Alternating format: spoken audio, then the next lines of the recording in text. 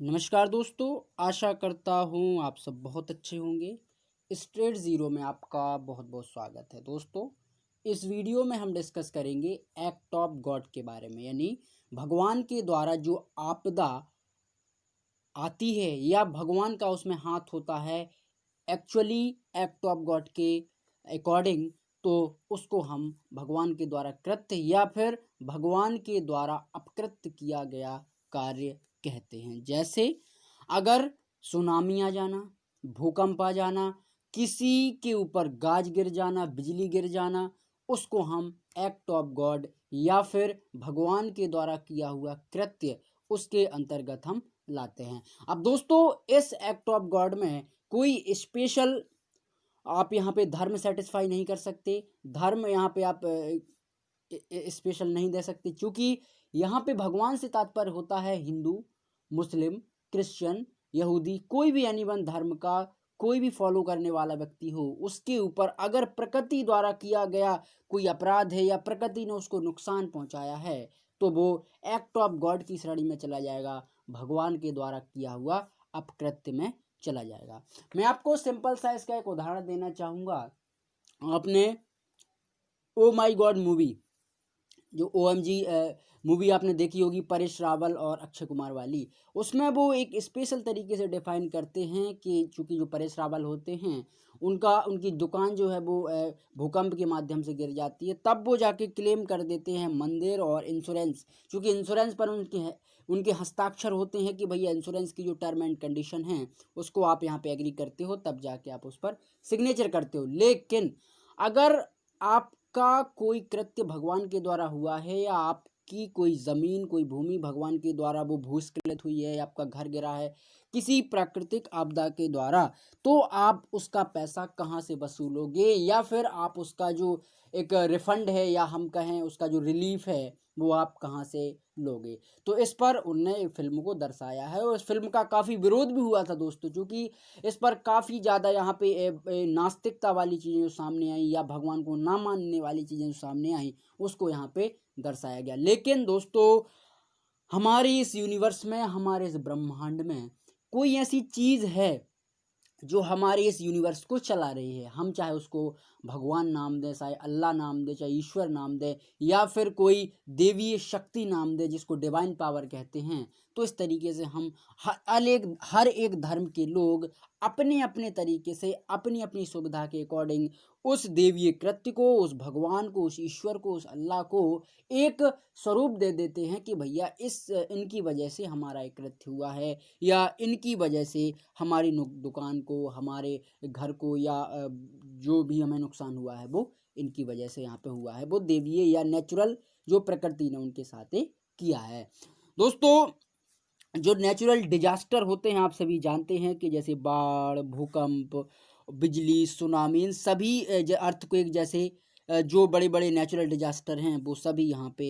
Act of God की श्रेणी में आते हैं, यानी भगवान के द्वारा किया गया कृत्य, भगवान के द्वारा किया हुआ कार्य के अंतर्गत यहाँ पे आते हैं। दोस्तों, इसी से संबंधित एक केस आया था फॉर IPC के अंतर्गत, वीरूबारी वर्सेस स्टेट ऑफ पंजाब। तो स्टेट ऑफ पंजाब और उसी से संबंधित एक केस और आया था फॉर दिस केरला का, कि वहाँ पे दोस्तों क्या हुआ था कि जो एक बांध है, आप समझने की कोशिश कीजिएगा, एक बांध में नेचुरली रूप से उसमें पानी भर रहा है, भाई वर्षा हो रही है और अचानक वो बांध दोस्तों टूट जाता है। बांध टूटने के कारण जो सामने गांव बसा हुआ है या गांव जो बना हुआ है, उस गांव के लोग यहाँ पे बह जाते हैं, वहाँ पे पूरा गांव बहा जाता है। वो गांव के जो मुखिया हैं या गांव के लिए जो केस लोग लड़ रहे थे या जो उनके लिए वकील हायर था, उनने कहा इसको कि इसका आपको रिलीफ देना पड़ेगा जो बांध को बनाने वाली कंपनी या फिर बांध को डिफाइन करने वाला जो डिजास्टर है, यानी हम कहें कि बांध को जो संरक्षित करता है उनके ऊपर वहाँ पे उन्होंने केस फाइल कर दिया। लेकिन दोस्तों, चूंकि पानी ऊपर से लगातार गिर रहा है और इसमें गलती भगवान की नहीं है, इसमें गलती इंसान की है। चूंकि यहाँ पे आप समझने की कोशिश कीजिएगा, एक्ट ऑफ गॉड एक ऐसा, जैसा कि मैंने आपको एग्जांपल दिया कि अगर अर्थक्वेक आ जाए, सपोज दैट अगर आप कहीं स्थान पर बैठे हों और भूकंप आ जाए अचानक और गिरने लगे, उस पूरी बिल्डिंग से गिर जाए, तो उसके लिए हम दोषी उस बिल्डिंग को बनाने वाले को नहीं देंगे, उसके लिए हम दोषी उस बिल्डिंग को जिसने उस पर ईंट लगाई उसको नहीं देंगे, उस बिल्डिंग को गिराने का दोषी हम भगवान को दे सकते हैं। यानी जो एक्ट भगवान के द्वारा किया गया है या नेचुरल डिजास्टर के द्वारा इसको हुआ है, उसके ऊपर हम इसका फाइन लेंगे या उससे हम रिलीफ लेंगे। उसी लेवल का एक यहाँ पे हुआ, क्योंकि जो गांव वालों को समर्थन देने वाले जो वकील थे या उनका जो केस लड़ रहे थे, उनने केस फाइल किया जो बांध को या डैम को बनाने वाली उस कंपनी के ऊपर। लेकिन दोस्तों वहां पे चूंकि आप देखिए उनका संरक्षण, भाई उनने डैम अच्छे से बना दिया, सारी चीजें अच्छे से कर दी, लेकिन ओवरफ्लो होने के कारण या उनने पानी कुछ निकाला भी है, वो पानी नहीं रुका, एक टाइम ऐसा आया कि वो बांध सारा का सारा यहाँ पे ढह गया, यहाँ पे खत्म हो गया। उसी का मैं आपको एक और एग्जांपल दूंगा। जैसे अगर कोई नदी के ऊपर एक पुल बनाया गया है दोस्तों, कोई ब्रिज बनाया गया है और वो ब्रिज बिल्कुल बन के तैयार हुआ है, सारा काम कंप्लीट हो गया है, वो अचानक ही दोस्तों कोई तेज यहाँ पे धार आती है या कोई तेज बाढ़ आती है, तो वो ब्रिज जो कि ढह जाता है, तो इसमें हम उस कंपनी को दोषी देंगे, लेकिन उसके द्वारा जो कृत्य हुआ है या फिर जो नेचुरल चीज यहाँ पे आई है उससे भी हम यहाँ पे रिलीफ लेंगे। यानी हम कह सकते हैं कि दोनों लोग उसमें भागीदारी हो सकते हैं, एक वो बनाने वाली कंपनी और एक वो चूंकि आप भगवान के द्वारा चूंकि ये हुआ है, नेचुरली यह हुआ है, तो उस पर ही हम यहाँ पे केस फाइल कर सकते हैं। चूंकि दोस्तों जब कोई बांध या कोई ब्रिज बनता है तो उसकी एक लिमिट सीमा डिसाइड की जाती है और पहले से एक अनुमान लगाया जाता है इंजीनियरिंग द्वारा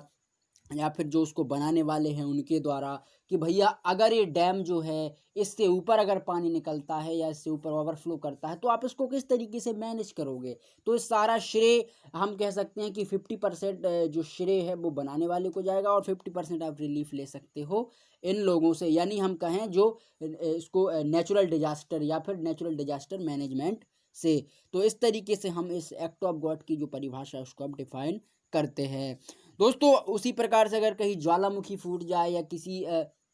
अनावश्यक रूप से उसमें आग लग जाए किसी घर में या किसी माध्यम से जंगल में आग लग जाती है, तो इसको हम फॉर नेचुरल डिजास्टर का एक मान्यता देते हैं या इसको हम नेचुरली डिजास्टर यहाँ पे बोलते हैं। दोस्तों आप यहाँ पे देख रहे होंगे इस इमेज में यहाँ पे आया हुआ है अर्थक्वेक के माध्यम से सारे जो घर मकान बिल्डिंग्स है वो सभी ढह गई हैं, सभी गिर चुकी हैं। तो इसको भी हम एक नेचुरल डिजास्टर या फिर हम कह सकते हैं कि एक एक्ट ऑफ गॉड यहाँ पे कृत्य हुआ है। अब दोस्तों मैं आपको लिए एक और महत्वपूर्ण पॉइंट बताना चाहूँगा कोविड-19 का, पैंडेमिक का।